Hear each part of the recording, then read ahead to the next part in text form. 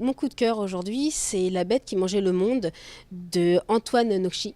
C'est une réflexion en fait sur la nature. C'est-à-dire que l'auteur est un chercheur français qui oscille entre Paris et les Cévennes et qui un petit peu par hasard va se retrouver à enquêter sur la réapparition d'un prédateur qu'on connaît très bien, le loup. C'est surtout à la base pour aider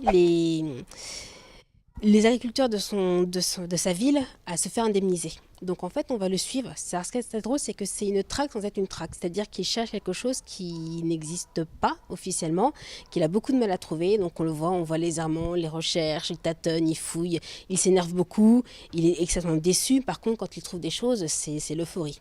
Ce livre donc évoque également la bureaucratie, la relation entre les éleveurs et Paris et tous les problèmes qui en découlent. Mais surtout, et c'est assez étonnant, la relation avec l'animal. C'est-à-dire qu'on peut citer un passage, ils nous disent que le seul problème avec le loup, c'est la charge de travail qu'il entraîne et non pas en fait sa présence en elle-même.